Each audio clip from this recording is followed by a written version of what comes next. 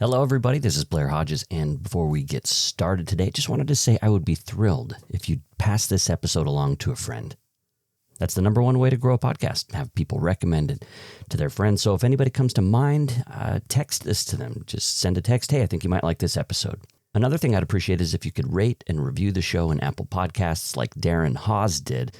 Darren's review says, Blair's tremendous preparation and sincere curiosity bring out the best in his guests.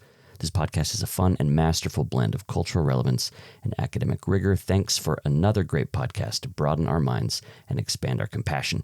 Thanks for leaving that review, Darren. 5 stars. I really appreciate it. All right, let's get to the show. People who are single and want to be coupled, they want what they're supposed to want, what they're expected to want. But I am trying to validate the people who love being single and have never been recognized or validated before.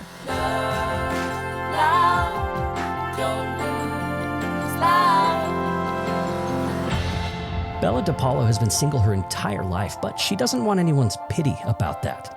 This social psychologist loves being single and always has. Her latest book is about being single at heart, and she uses her skills as a social scientist to focus on people who are thriving not in spite of being uncoupled, but because of it.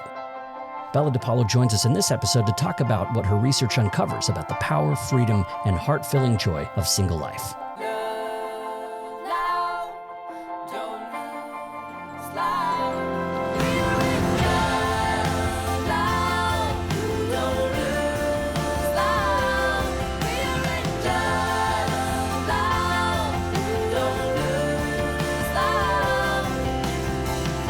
I'm journalist Blair Hodges, and this is Relationscapes. We're mapping the stories and ideas that shape who we are and how we connect with each other so we can build a more just world together. Bella, it's great to be with you. Thank you for inviting me. Well, I'm excited to talk about this book. It's called Single at Heart, The Power, Freedom, and Heart-Filling Joy of Single Life. And to begin, let's go back to 1992. You're in your 30s at the time and you're single, and you created what you call a secret folder on your computer, and you labeled it with the number 1. Tell us what that folder was about. Yes. So at that time, I had an established area of expertise in the psychology of lying and detecting lies, which was kind of interesting. I mean, people are always lying, so there's always something to write about. But I was really intrigued by the way single people seem to be viewed and treated. And I had been single all my life. I'm 70. I still have been single all my life, and I will be single my whole life. So when I was 39 in 1992, I saw this article in an advice column, and it was near the holidays. And the sentence I underlined in the advice column was, 1 is a whole number. So the person offering the advice was talking to someone who was widowed and lonely over the holidays. And I never felt that as a single person, I wasn't whole or that I needed someone to complete me. But I thought it was really interesting that that's how other people thought about single people, that they weren't really whole people, that they needed to be reassured that 1 is a whole number. And I continue to add examples like that to this folder. And they were everything from the Kathy cartoon, which some people will remember if they're old enough. Yeah. Yeah, she was always like, ack, was like her catchphrase. Yeah, she was not like a role model for happy single people. But it wasn't just like cartoons and the popular press. It was the prestige media. So places like the New Yorker and the New York Times were saying things about single people that seemed to assume that no one would really choose to be single, that no one could be truly happy if they stayed single. And I kept adding more and more to this folder until I was finally ready to break out and not have it be a secret anymore. And I did this one time at a social event. There were lots of people. And I went up to someone who I didn't know very well, but I knew that she was single. And I said, have you ever had experiences like people think that you don't have a life because you're single, or they think that you're the person who can come in late or stay late at work and cover for other people. And she started telling me her stories. And then somebody else heard us and joined. And then more people came, and then more people came. And we had this circle of people talking about the ways that single people are treated like they're not fully human, like they're more like children than adults and that they don't have a life. And so this went on the entire time of this social event. I went home and I wrote notes for 2 hours about what I could remember. Then I opened my email the next day and I had emails from some of them that said, oh, and another thing I forgot to mention. So then I was invited to give a talk at another university, and they held a little reception for me afterwards, and I did the same thing. And the same thing happened. So it was becoming clear that this topic was hitting a nerve that a lot of single people felt like they liked their single lives, but they were being treated as, you poor thing. And that's when I realized I needed to write about this. And I needed to write about this not just as a professor in the scholarly journals, which I did do that too, but I wanted to write about it for all the people out there who don't have PhDs, but are really interested in this and want to hear a more affirming take on what it can mean to be single. That's great background because you're the one who coined single at heart. Yes. That label, that term, that way of identifying is something you came up with, and you differentiate it from people who are single and aren't particularly happy, right? We'll talk about as we go that there are some people who don't enjoy single life and struggle with single life, and we think about them. But there are also people who identify as being single at heart. So define that specific category for us. Define what it means to be single at heart and how people might know that they are single at heart. People who are single at heart love being single. It's their most meaningful, fulfilling, psychologically rich, joyful, and authentic way to live. For the single at heart, they are happy and flourishing because they are single, not in spite of it. People who are single at heart include men, women, people who don't identify as either, the rich and the poor, people of all different gender identities and from all different parts of the country and the world. It's really a very inclusive category. And talking about numbers in general, too, you talk about how in 2021, about half of all adults in the U.S., 18 and up, weren't married. But you say that doesn't give us the whole picture of singles because if you include people who are coupled in some way and not married, the number of singles is around 31%, which is still a lot of people in the United States. Yeah. I think when people think about that 31%, they do have that image of this maybe pathetic person or the person who wishes they were coupled or struggles with life. And here you are saying, no, a lot of these folks are single at heart. Like you said, they're flourishing, they're enjoying it. They come from so many different backgrounds.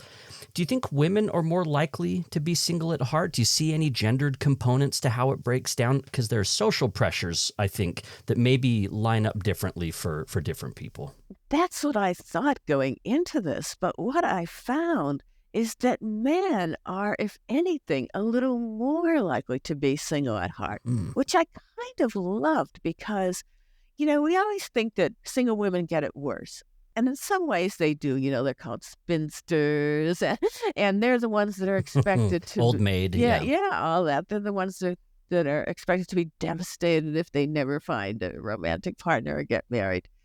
But no, single men are getting a lot of bashing too, the incels who are not praiseworthy, but they don't represent all of what it means to be single to single men. And so I loved finding all these men who are single at heart because this is a very mature and sophisticated and psychologically rich way to be a single man. You mentioned that being single at heart doesn't necessarily define what their current relationship status is. It's important to point out that Yeah. some people, you say, are single all the way. Uh-huh. They've been single, that's their Yeah. life. Right. Other people have been in committed Mm-hmm. relationships, so they've experienced marriage or being coupled Yes. for long-term or serial relationships. And then some people who are single at heart are currently in committed relationships. Yeah. So relationship status doesn't give us a clue about whether people are single at heart or not. Yeah. So that's why I called it single at heart instead of just single or happily single. What happens is the expectation that you will be romantically partnered, that you will put a romantic partner at the center of your life, whether you're married to that person or not. It's so insistent and so relentless. I mean, it's in movies and TV shows and song lyrics Music, and yeah. novels, music, yes. And it's really an important part of religion, politics. It's even Mhm. written into some of the laws of our land. Yeah, capitalism Yeah. is very important to capitalism. Yeah. So what happens as a result of that is that many people keep trying out romantic relationships. They keep trying out marriage. And if they are single at heart, it's just never going to work for them because a life organized around a romantic partner just, it was one of the people I interviewed said, it's like a pair of shoes that doesn't fit. It's just uncomfortable.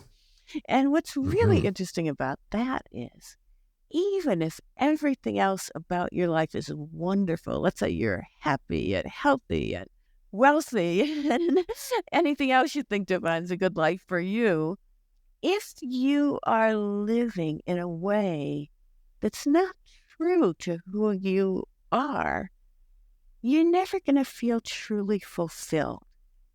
To me, the most persuasive stories were from people who had found the one. They found someone who loved them, who they loved. Mm. They had no complaints. They didn't tell horror stories about dating or tell on how bad they were when the doors were closed or anything like that. But they just didn't want that life. And I think it's really important to understand that because it tells the people they were with something important. What the single at heart might tell a partner that they were with and they loved and who loved them and they had no complaints about, they might say, it's not you, it's me. And that sounds like, boilerplate or something. Cliche. Yeah, cliche. Yeah. But for the single at heart, it really is true. It is them. Yeah. Now, there is an exception. Now, I had to be persuaded of this, but there are some people who are in committed romantic relationships, maybe even married, who insist they are single at heart. So there's several versions of this. The first version is the one that I totally understood and expected to find, which is that, they got married maybe, committed to this person, they really do love that person, and they think it would be unfair to leave them after they made this commitment to, love and cherish, sickness and health, all that. And so they stay married or they stay in their romantic relationship, even though they just really don't want to be in it. The second one is the one I had to be persuaded of to let them count as single at heart. And there are people who do have a committed partner and they don't want to leave. But they tell me, at heart, I'm really single. And it turns out what they mean by that is they really like their solitude. They like having some freedom. They're not really enmeshed with their spouse or their romantic partner. And all of the people like this that I have interviewed who insist that, yes, I have a committed romantic partner, but I'm single at heart. There's something quirky about their relationship. So often they don't live with their romantic partner, even if they're married. And it's not because they want to cheat behind their back. It's because they like their space. Or if they live together, they have separate parts of the house that are one or the other. Or they're particularly independent independent. So one person said she was surprised when her romantic partner said he wanted to see her more often. And she said, well, what do you mean? What's more often? And he said, well, like every day. And she thought that was too much. So those are some of the examples.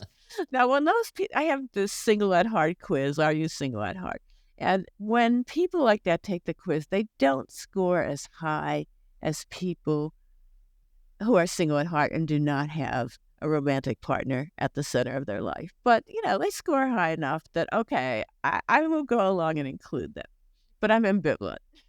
And maybe that speaks also to where you're at on your scale of single at heart, Yes. which is just hardcore single all the way, right? Right, absolutely. There's also a kind of narrative arc to a lot of the stories of people that you talk to. When you talk to single at heart people, some common touchstones in their life. One was they experienced a shift from shame about themselves toward more acceptance and an embrace. And this can explain why, again, maybe some single at heart folks were coupled earlier on, or even still are coupled, is because all that social pressure that you talked about gives them a sense that maybe something's wrong with them. Like they're watching Disney movies as kids and they're seeing these wonderful love stories and they're like, that doesn't land with me. Is there something wrong with me? So talk about that shame that's a lot of single at hearts talk about. It goes back to the relentless messaging that no one would ever really want to be single, not maybe temporarily, but not for the long term. And that if you're single, you can never truly be happy. And so a lot of people internalize that. I think most people internalize that. People who actually love their single lives and feel most comfortable when they're single think that they need to keep trying to find that person. Maybe they think to themselves, they believe what other people tell them, oh, you just haven't found the right person. So they keep trying. And part of that trying is motivated, like you say, by trying to avoid feeling shamed or ashamed of being single. This kind of shame, it leads to some bizarre things, which is that you get people who are really happy with their single lives, and they will write to advice columnists and say, I'm happily single. I like having time to myself. I have good friends. I have a home I love. I love staying home and reading. But in this one example, my grown kids are telling me that I need to get out there and date, Yeah. And so they have what almost everyone strives for, a life that they love. And yet, because their life is single life, they doubt themselves and they ask an advice columnist if there's something wrong with them, if they really should listen to their adult kids and start going out there and dating, even though they'd rather stay home and read a book. It reminds me of Kristen, who was one of the people that you talk about in the book, and she had two coming out moments in her life. The first was she came out as a lesbian, which for her, coming from a background where that maybe wasn't as acceptable, that was a big step for her. But then she later had to come out as single at heart, which she herself was saying it felt like coming out again in a way. Yes, and she didn't think that would be an issue. So when she came out as a lesbian, she was worried about that. She was worried about telling her family, maybe some of her friends who weren't, as accepting of that. But when she was coming out as single at heart, she thought, this is no big deal. No one's going to have a problem with this. Well, they did. Her mother thought, well, okay, if you want to be in a relationship with a woman, I'm okay with that. But to not want to be in a romantic relationship at all, she just didn't get it. There are a lot of people who you've spoken with who, again, go through this shame to acceptance. Some of the shame comes from some of the ideas that people have about why someone might be single or what single at heart might quote unquote really mean. Yeah. So some of these stereotypes like commitment phobic or that they're bad at relationships. Talk about some of the ideas that people might have about single folks who want to be single. So when I tell stories of single people who keep trying to make a romantic relationship work and it never does, they'll say, oh, they're just commitment phobic. Now, some single people really are commitment phobic. I mean, they really want to be committed, but it scares them. And so when they get in a relationship, they run away or they do something to sabotage it. But for Mm-hmm. people who are single at heart, that's not commitment phobia. It's a problem of trying to be someone they actually are not. They're trying to live an inauthentic life. And I think authenticity is really the core of our well-being. If we can't be who we truly are, then we're never going to be truly fulfilled. You're also careful in the book to talk about how singlehood possibilities are different throughout the world. So Right. you point to India as a place where for some people it's a lot more challenging to be single at heart than even in the United States. So one thing I was worried about when I first started studying this was, are the single at heart just going to turn out to be the elites, people who have a lot of resources and a lot of money and status and education. And I was just so heartened to find that that wasn't true, that the single at heart come from all ends of every spectrum. And that was just wonderful. And an example is a woman in India who was part of the most disparaged caste. And Mm-hmm. in India, not very many people live alone. So she had a really hard time finding a place to live. And she was given all sorts of untenable assignments as a school teacher who was single. And they told her, well, you have to take the faraway event and walk home on dark streets at night because it's too hard for the women who are married. They have to be home with their kids. And yet this woman talked about how she felt so proud of her single life. And she was using it to educate children and to make their lives fulfilling. And I was just so impressed by her story because I wonder, I mean, as much as I absolutely love living single, I wonder if I lived in a place where I was treated as badly as she was, could I really have the courage and conviction to stay single, or would I say, oh, screw it, I just can't do this. Yeah.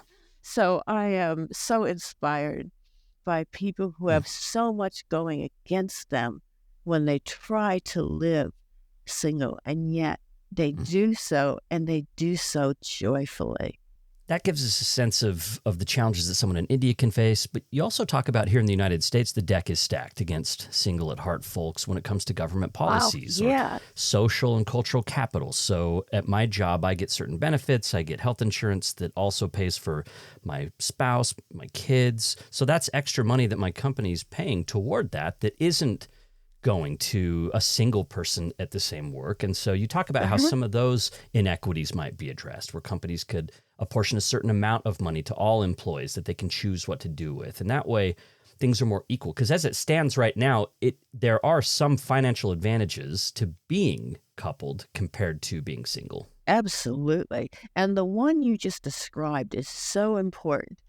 If you work in a workplace where people who are married can put their spouse, maybe their kids, although some single at heart people have kids, so that's not a key distinction. But in any case, if you're in a workplace where your married colleagues can put their spouse on a healthcare plan at a reduced rate, but you as a single person can't put someone who's important to you, like a sibling or a close friend, on your healthcare plan, that is unequal compensation for the same work. My married colleagues are getting more compensation than I am, even if I'm doing better work, better, higher quality work, more work than they are.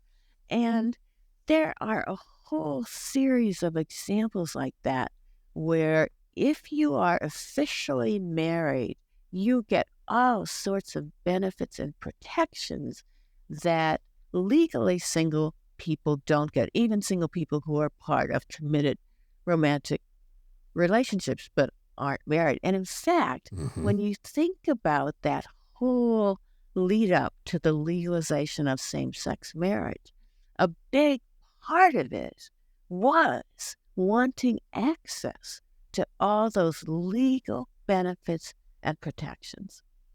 Can I tell you one more example?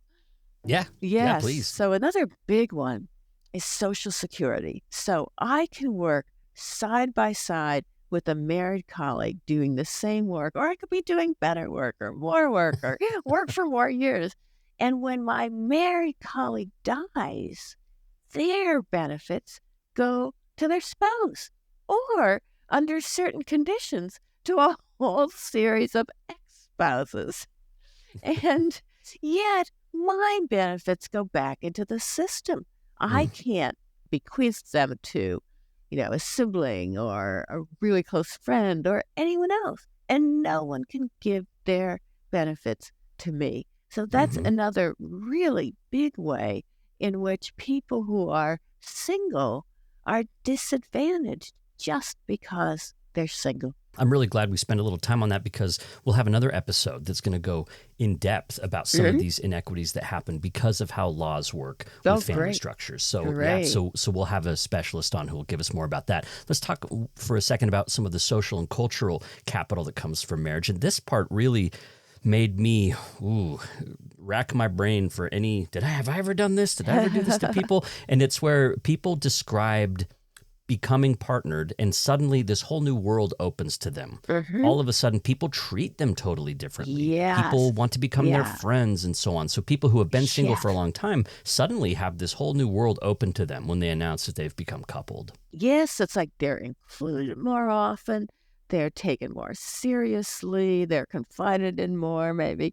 It's like they've joined the couples club, and it's this elite group, according to the way they're treated and the way they treat others. And I think they really see themselves as better than single people and maybe better than their previous single selves. I'm not saying everyone feels that way. Sure. That's totally not true.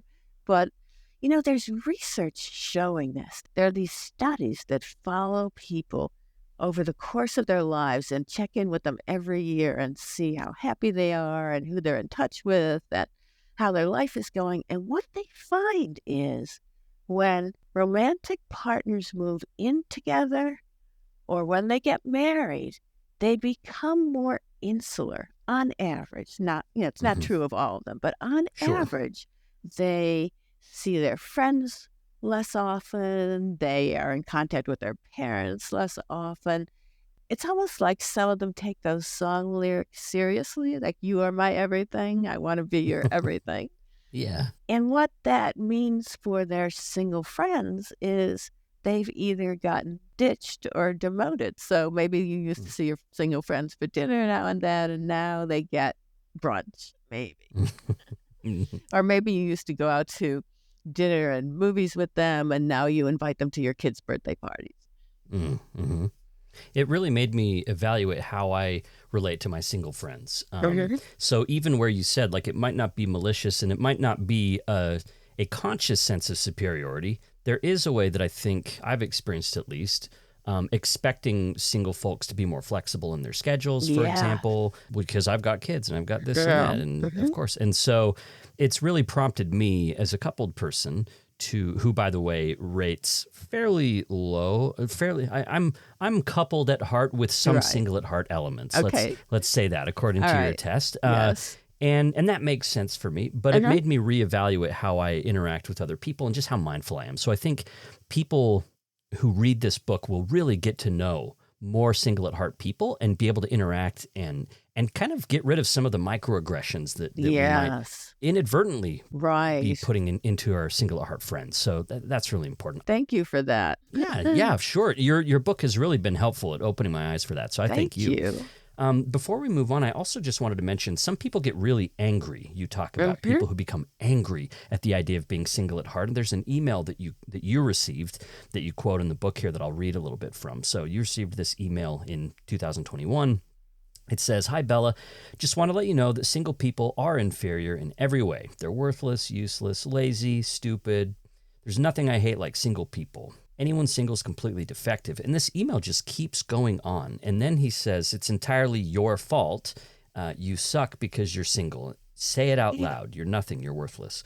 And, you point out that this person's a troll and that we try not to feed the trolls. And so you didn't respond. But this anger that this person felt, maybe not everybody would say these type of things, but there are people who feel an anger when they think about someone being happily single. What do you make of that anger, that angry reaction? Yes, in fact, there are studies from 2 different countries documenting that.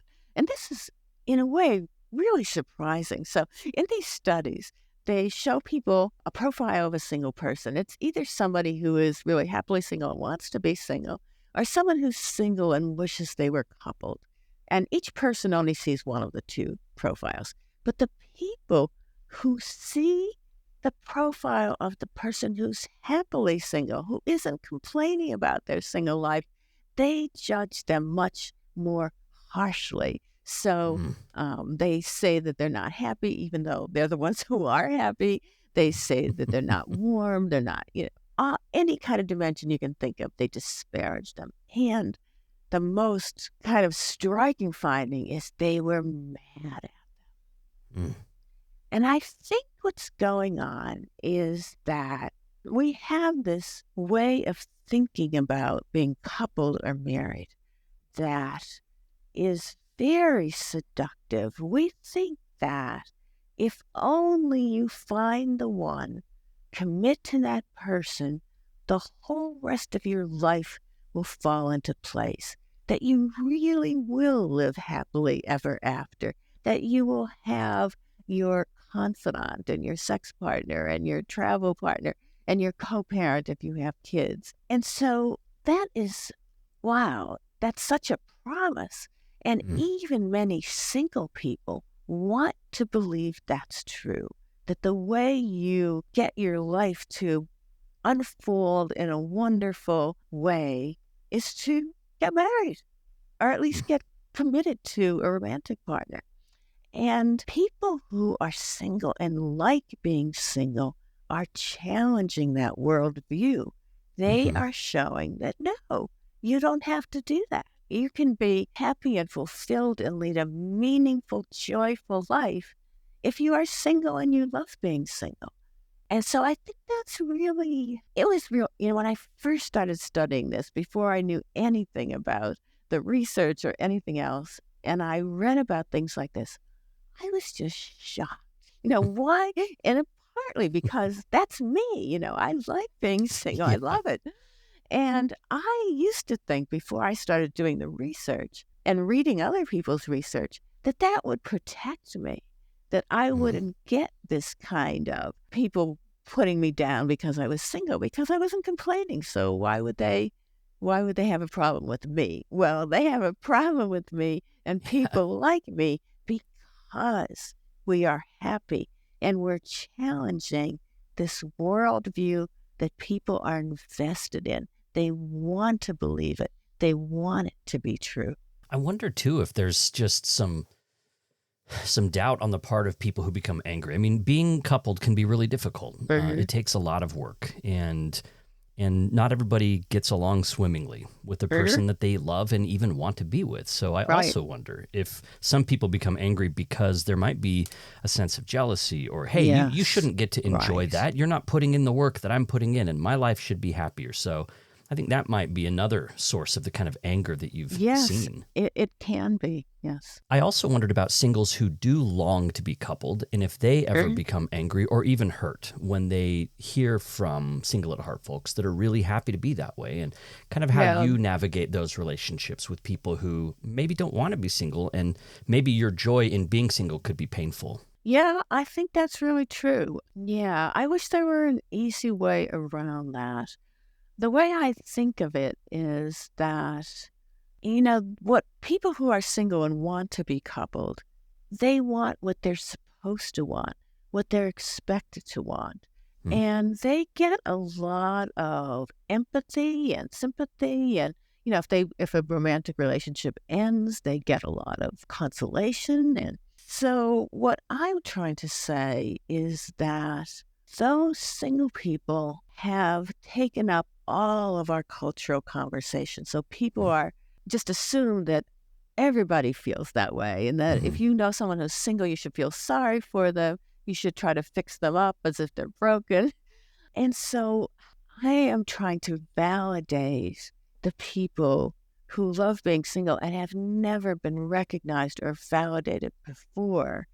But yeah, I don't like the possibility or probability that people who are single and don't want to be might feel badly when they hear that message. Mm. And when you get back to what you really champion, which is authenticity, Mm-hmm. I would imagine that you would hope for them to find an authentic, fulfilling life. And if that means being coupled, like Absolutely. you hope that for them, Right. and to not have your joy in singleness take away from what they could have. And so it doesn't Right. have to be a contest between the singles battle. Yes. Right. Yeah. But I Yeah. think you're right. The stereotype of the lonely single certainly does capture most of the public imagination. Speaking for myself, I that's really true. And your research opened my eyes to the reasons why people are single at heart and the kind of things that they prize about doing it. And we're talking, by the way, again, with Bella DePaulo, we're talking about the book Single at Heart, The Power, Freedom, and Heart-Filling Joy of Single Life. And Bella is a social psychologist who got her PhD at Harvard, and she's also an academic affiliate in the Department of Psychological and Brain Sciences at UC Santa Barbara. She has a blog you can check out called Living Single at psychologytoday.com. Okay, so as I was saying, Bella, the reasons people give, what they like best about being single. And the number one answer you said was freedom, that the sense of freedom they enjoyed. So talk Right. about freedom for single at heart folks. Yes. So if you're single at heart, you get to curate your life. You get to decide who is going to be in it, as many or as few people as you want. And if you have a lot of people, you're not worrying about a romantic partner who thinks that time should be for themselves. You Mhm. get to decide everything from the little things like what's going to be in the refrigerator, what your thermostat is set at, and whether the toilet seat is up or down, all the way to the really big things like what you're going to do with your life, or whether, in my case, at one point, I left a life that I had built on the East Coast and moved entirely across the country to where I am now. And I changed my area of research, and I changed my home, and I kept my friends from back east, but built new friendship circles. And you can do things like that Mm. as someone who's single, and especially as someone who's single at heart and wants to do it. So the freedom is the common thread that unites us. But what we do with our freedom is very different. So some single people love that they can be there for the people in their lives who need them the most. So that might be an aging parent who needs a lot of help. One of the men I interviewed for this book said that it was his honor to be there for his father when he was dying. And, that's just so touching. And other people use it to pursue meaningful work instead of work that pays a lot when they can't have both.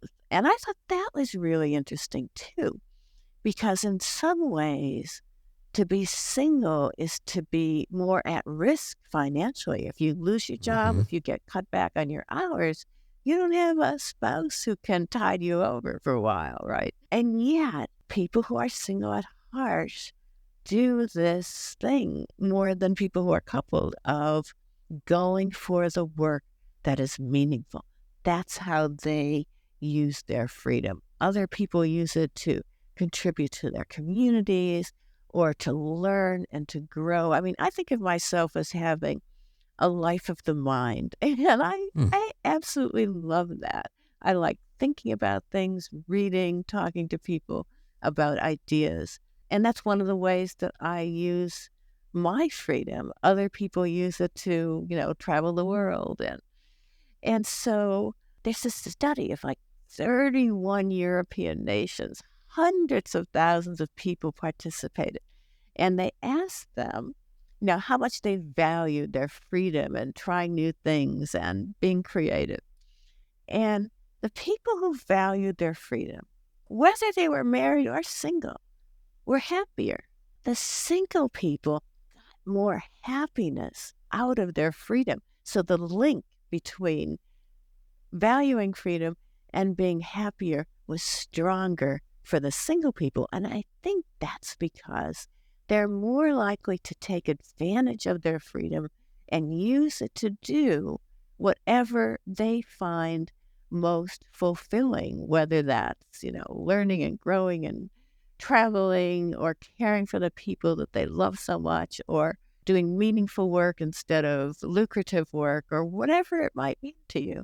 This chapter really challenges some big stereotypes about single at heart people. For example, that they're selfish, Right. that they would value careers or money instead of family. When you show a lot of these folks are pursuing meaning instead Yes. of more lucrative jobs, or that the ideas about selfishness are challenged by the actual statistics. You found that single at heart people are great at giving and donating and volunteering and connecting and giving back to their communities. That, again, it's decoupling the idea of selfishness from being single or being generous from being partnered. Another part of that is in the workplace when bosses assume that if there's somebody who needs to be transferred, it should be the single person, especially a single person who doesn't have kids. But what that misunderstands is that some single people are really rooted in their communities. They have community ties, they have friendships they've developed over years, or maybe they chose the place where they live because it really speaks to them. I mean, that's how I feel about being on the West Coast. Now, I grew up on the East Coast and I liked it, but wow, once I got here, it's like, wow, this is my place. Yeah. And so I think that single people can be rooted in a particular place. To be single doesn't necessarily mean you're carefree and fancy-free, although some people who are single do like to use their freedom to try out different places and move a lot. But others really are rooted where they are. And, no one's going to move their best friend with them. It's just not something that employers do. Yeah, I love that. I would say so much of your book could be called Not Necessarily, which is basically like, well, aren't single people like this? Well, not necessarily. Or, isn't it like this? Not necessarily. There's so many moments in the book where my expectations were turned upside down. So the second reason people gave, the second most common reason, was solitude. And some people might associate solitude with loneliness, but as you point out, those aren't the same thing, and single at heart people really exhibit that fact. Yeah. So before I did this research and talked to all these people and analyzed this survey of 20,000 people from more than 100 countries, I thought, okay, I'm single at heart. I really like my time alone. I like my time with other people too, but I have to have time alone. Yeah. It just really nourishes me and relaxes me and invigorates. So I thought, okay, on average, people who are single at heart are going to like their solitude. But when I asked the question, how important, if at all, is it for you to have time to yourself? Every last person said it was really important. Several people said it was like breathing. And being comfortable in solitude, thinking about the time you spend alone or experiencing it as something wonderful, something that you savor, that is a superpower. I mean, if you are comfortable by yourself, then you are very unlikely to be lonely, which defies one of the most insistent stereotypes of single people, that they're lonely, especially if they're home alone. And yet, for people who are single at heart, that piece of their lives, when they do get time to themselves, is wonderful. I was surprised to see that some single at heart people reported feeling lonely, but it was more often when they had to be around other people, and so they couldn't relax. They couldn't feel like they couldn't be their true selves. They felt lonely when they weren't alone. Yes, and especially if the group interactions are kind of superficial. Mm. And yeah, I have an example of that. In Charlottesville, there's this wonderful downtown mall, which I used to go to all the time when I lived there. And I was there with a friend one night, and we were having a great conversation walking along the mall.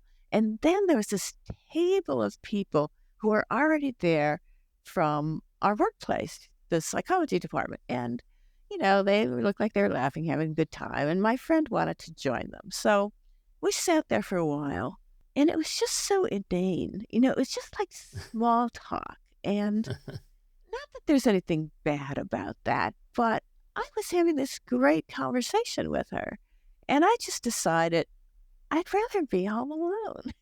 And so I made some excuse and I left.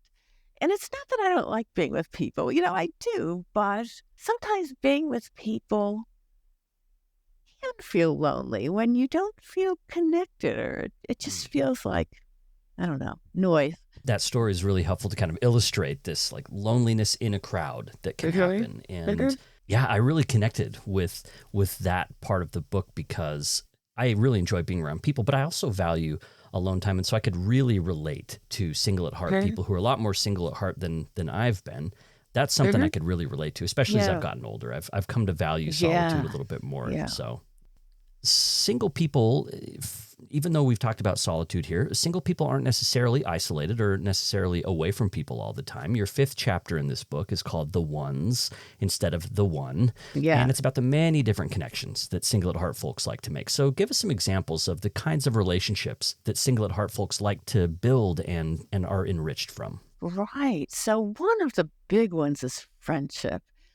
Single people put more into their friendship, and as a result, they get more out of it. So that's one thing. Cherished relatives, mentors, coaches, teammates, spiritual figures, and pets.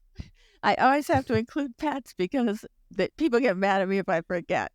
They're really can be very important to single people. And so the way I think about this is that single people have the ones rather than the one.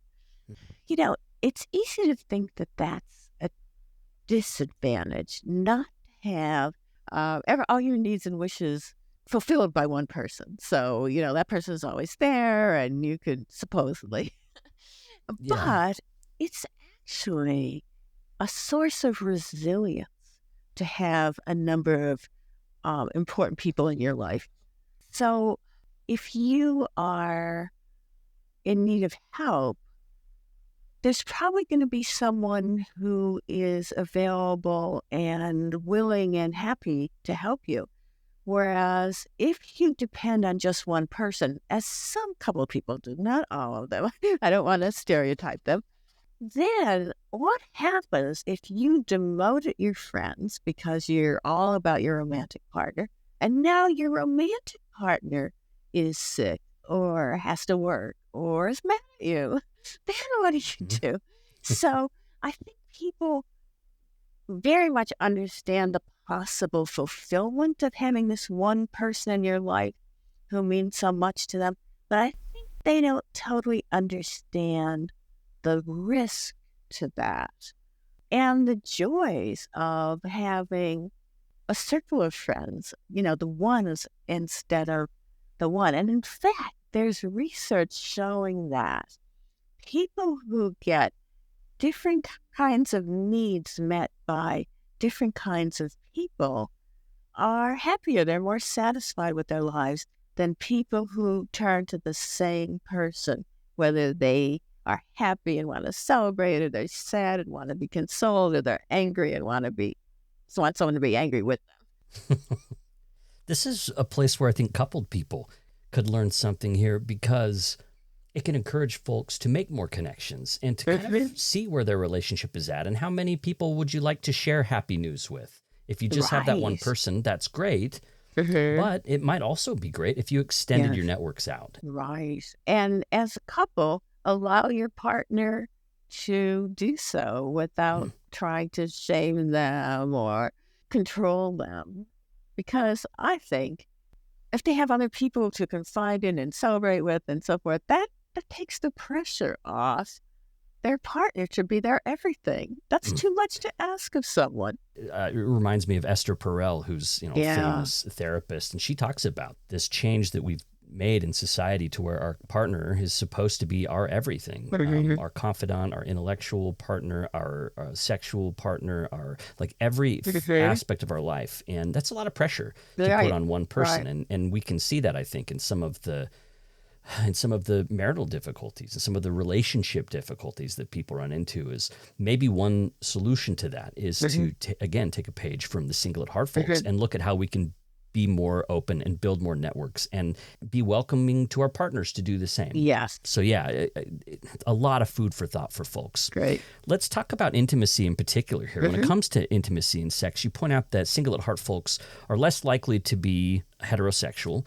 They're a little bit more likely to be asexual, but it's a myth, according to the research that you've done, that most Single at Heart people are asexual. You say that only about 12% of the Single at Heart folks identify that way. Now, that is higher than the general population. Yes. Studies show it's about 3%. So that's a pretty big difference, but it's still, 12% out of 100, right? So it's not the fact that Single at Heart people just don't like sexual intimacy. So what do you hear from Single at Heart people when it comes to sex? Sexual intimacy comes in a variety of forms for the Single at Heart. And in fact, that's one of the things that the Single at Heart like about being single. It doesn't limit their sexual opportunities. In fact, it in some ways expands them. So some people who are Single at Heart do like to date. They like to have casual relationships, but they are very clear from the outset that they are not looking to what some people call ride the relationship escalator and keep going up towards more and more interconnected lives. Some people like being single at heart for sexual reasons because they get to try out different kinds of sexual experiences that a romantic partner might disapprove of.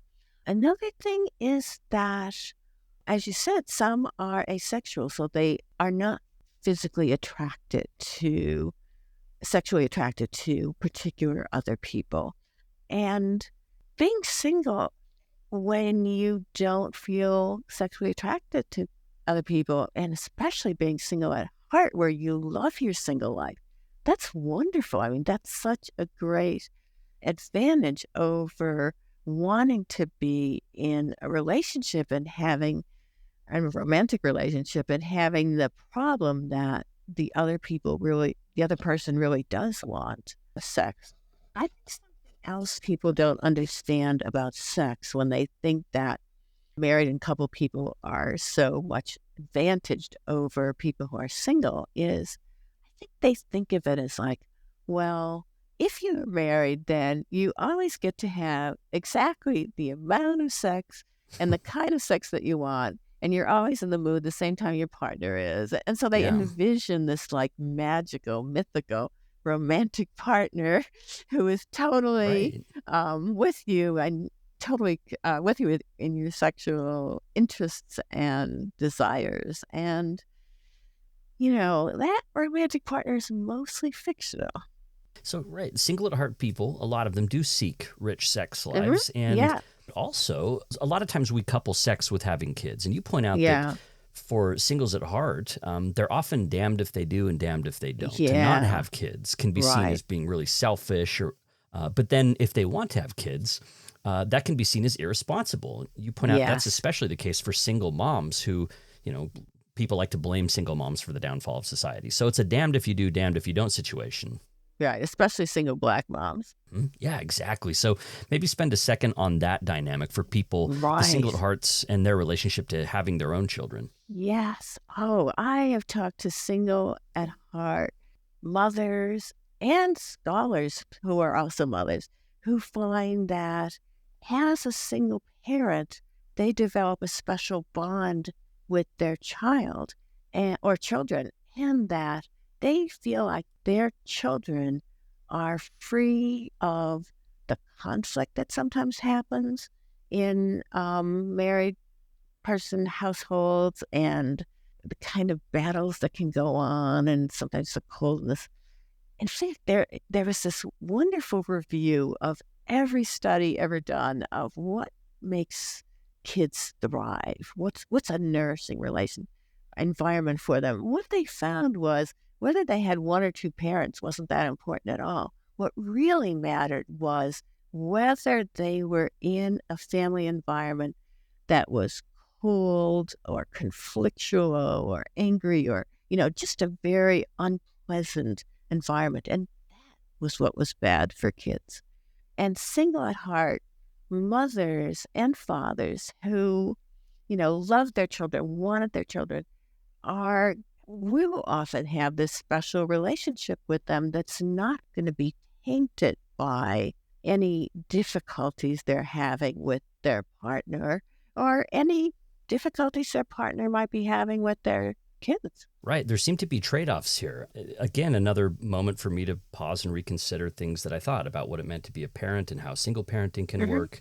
Once you stop to think about it, it becomes obvious. I mean, my partner grew up with just a single mom, and even the way that I phrased that, with just a single mom. Good for you for noticing that. Well, again, your book is the kind of thing that helps get people thinking in those ways. Yeah. Your book has so many moments of flipping the script, you call them, that are so funny, but also so to the point. Yeah. You'll take a phrase that some people will say and you'll say, well, what if we turn this on its head? So as an example, he's single at heart. He just wants to travel the world and have all these adventures. He's trying to fill that hole inside of him, and he's filling it up with all these adventures. And you're like, well, what if we flip the script and say, oh, you see that married man over there? He's just trying to fill that hole in his life by getting married and having kids, but really he's just an insecure person who's trying to fill the void inside.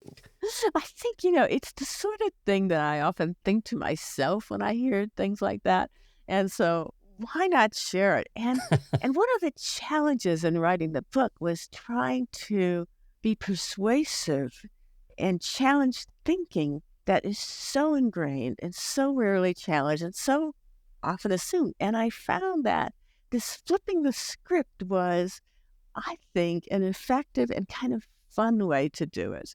And I tried to make it fun. It's like I'm not trying to shame people or anything like that. I'm trying to educate, enlighten, and entertain. They're really funny and very insightful. So I appreciated that. You also had these little sections of the book that talked about role models and how important role models have been for single at heart people. I think that the people in our everyday lives that we look up to can be so important. I mean, they don't have to be famous people.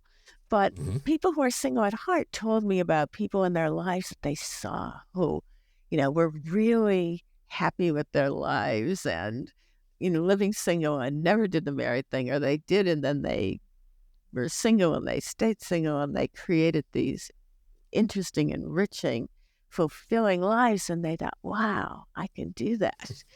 And it's so important. And it's not like the people that they looked up to were people who were trying to be role models. They were just living their lives, and yet there they were, an inspiration. I have an example of one right here, Lucas Bradley. This is from Lucas. He says, a single person I look up to is my friend Sue.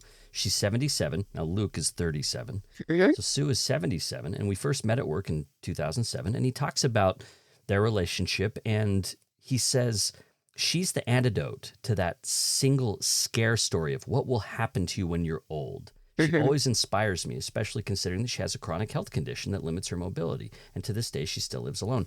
So he saw her as that could calm some of his fears about some of the things people say to single people, which is what we're going to talk about next. What happens when you get old?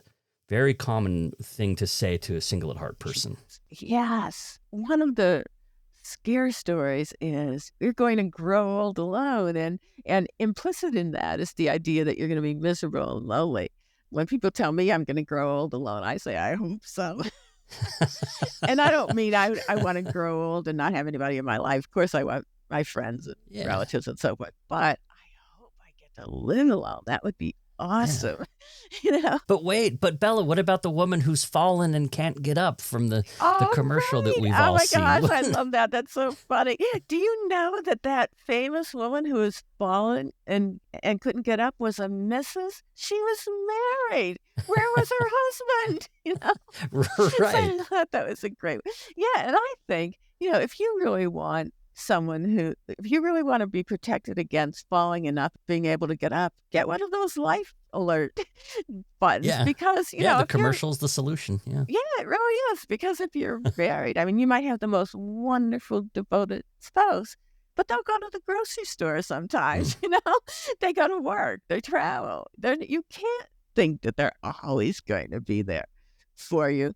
But even more seriously, what was really interesting was that the research shows it defies all these stereotypes. So Mm. studies that follow single people over the course of their lives find that, first of all, they're on the happy end of the scale at every age. But then when they get into their 40s or 50s, 60s, 70s, they keep getting happier and Mm. happier, which is exactly the opposite of what the stereotypes predict. And the people who are single at heart, who have embraced their single lives, are especially likely to get happier and more satisfied with their lives as they grow older. And I think part of that is because they've invested in themselves, they've invested in the ones, and they've invested in their single lives. So they didn't do what some couple of people do, which is to kind of demote their friends once they get Mm-hmm. married. So they have these people that they've attended to their whole life.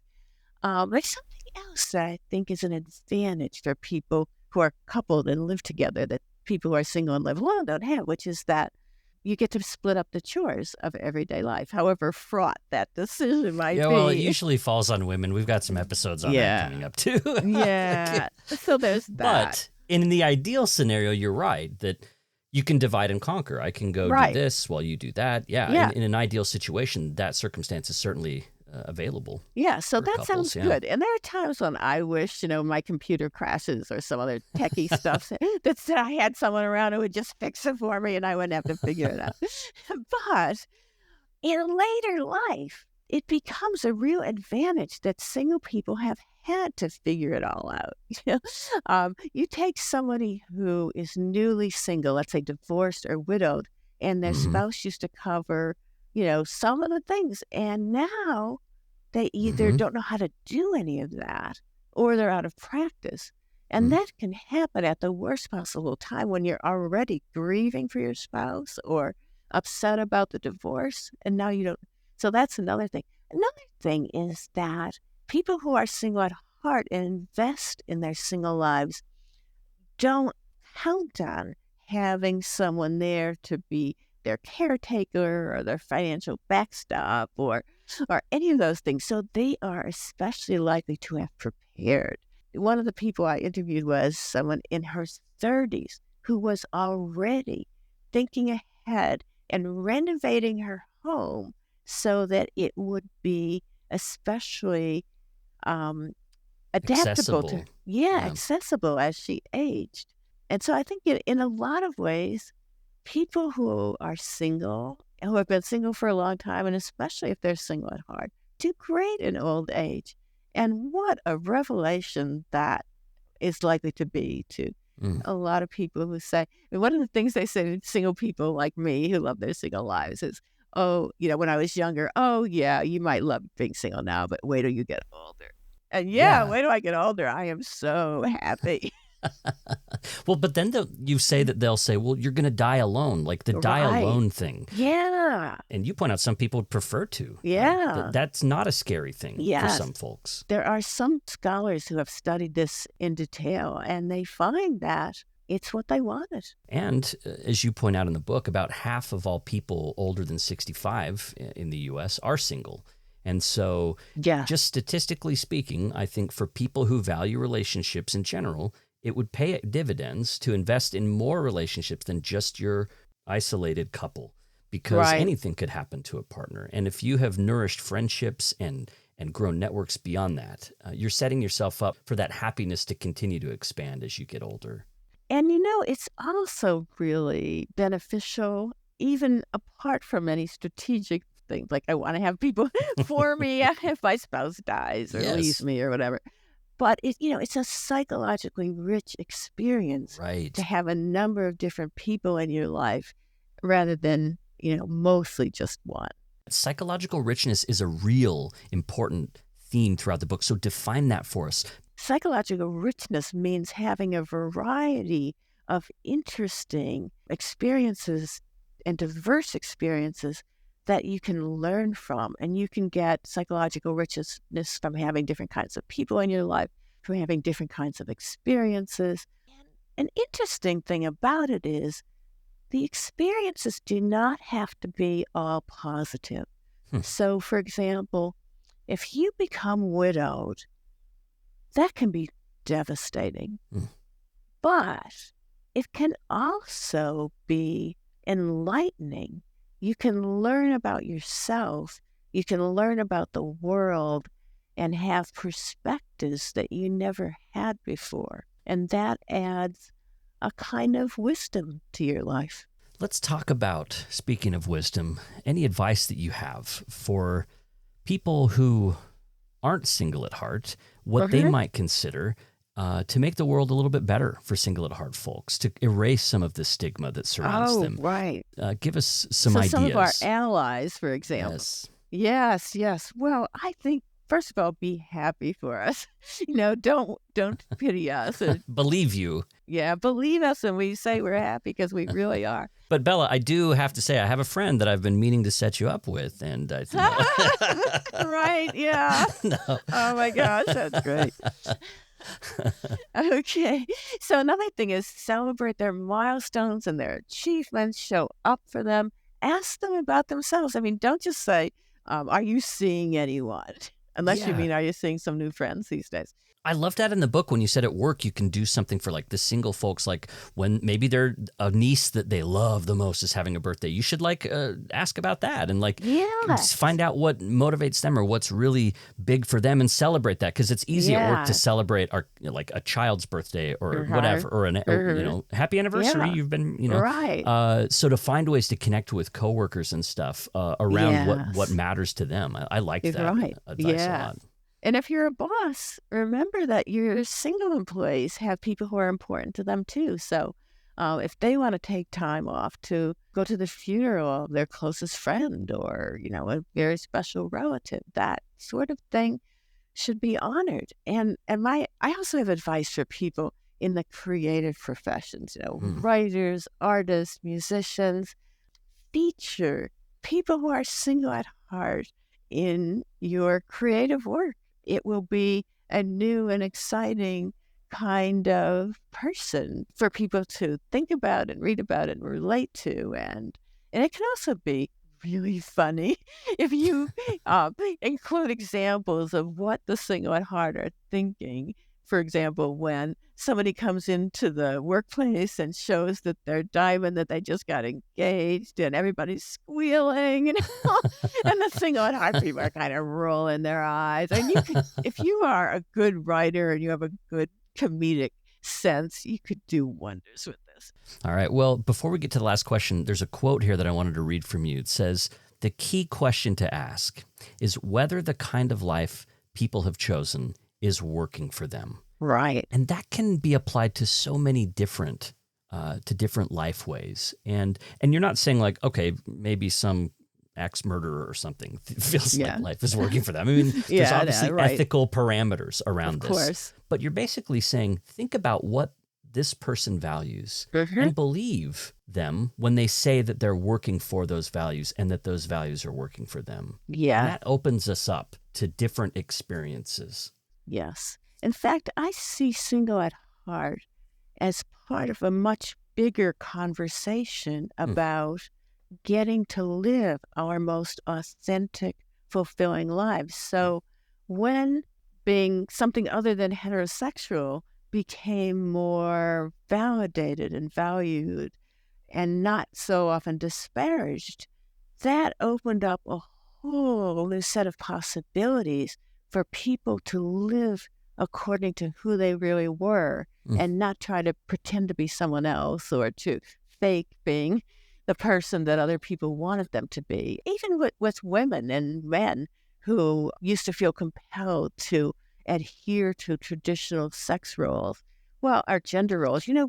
When we got a little bit past that, not that we're entirely past it, I mean, that opened up possibilities for men and women and people who don't identify as either to live more meaningful and fulfilling lives. So the Single at Heart mission is part of that bigger project to make it more possible for people to live their best lives. That's right. Your book is a manifesto of single pride, and Yes. and I think it's well needed. It was difficult to find someone to talk to about it, and your research, you have done so much over the years that I was thrilled, Bella, to get a chance to talk to you about Single at Heart, the power, freedom, and heart-filling joy of single life. Well, I really enjoyed talking to you too. Thank you so much. And before we go, let's conclude with regrets, challenges, and surprises. So this is your moment when you can say, now this is an interesting one, Bella, because you actually sent me the pre-publication copy of the book. So this book, as we're doing the interview, is about to come out. And so to talk about regrets, I mean, it's pretty set in stone. Is there anything you wish you would have done differently in setting the book up, or are you pretty happy with how it has shaken out? Well, right now I'm pretty happy, but once it goes out into the world, I'm sure I will have regrets or second thoughts, or I could have stated that better. The challenge was persuading other people in the publishing industry that this is something they should take seriously. That was hard. And it was also a challenge to figure out how to frame the book. So I think of myself, I am a social scientist, and what I'm doing is grounded in social science research. So I started out thinking of this as a big idea book. This is a big idea that totally changes, rewrites how we think of what it can mean to be single. But when I only had a proposal for the book and was shopping that around, I got feedback suggesting that I should include advice in the book. And, I'm not a therapist. I'm a researcher. I'm a social scientist. So I was a little reluctant to do that. And I also didn't want this to be seen as just a self-help book. And that's not to put down self-help books, but it's to say I'm something different. I'm not just about giving advice, but it's grounded in research, like empirical research that you've conducted. Yeah. So eventually I decided to do both. That's great. I think it really worked. And at the end of each chapter, you have advice for single at heart people. You have advice for their allies. I really appreciate that encouragement and the fact that you were able to incorporate that, because as you said, it's not always comfortable for social scientists to do that. It might feel like a little preachy. Just because of your background and training. Right. To take your research and turn it into, here are some things we might do with this. But I thought you pulled it off really well. It flowed really naturally. Oh, thank you people so will love much. It. Yeah. That's really reassuring to me. Thank you. The book, again, is Single at Heart, the power, freedom, and heart-filling joy of single life. And that's Bella DePaulo.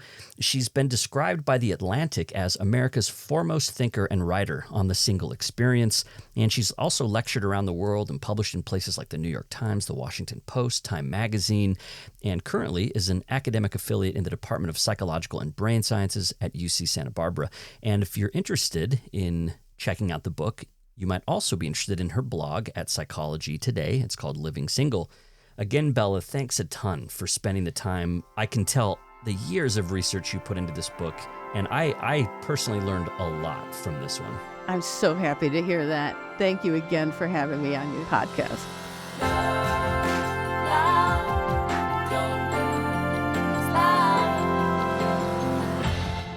Thanks for listening to Relationscapes. You can check full transcripts of each episode at relationscapes.org. Thanks to my transcript editor, Camille Messick, for this one. If you enjoyed Bella's episode, take a second to rate and review the show in Apple Podcasts, or you can rate it in Spotify. Thanks to Mates of State for providing our theme song, Relationscapes, as part of the Dialogue Podcast Network. I'm Blair Hodges, and I'll see you next time.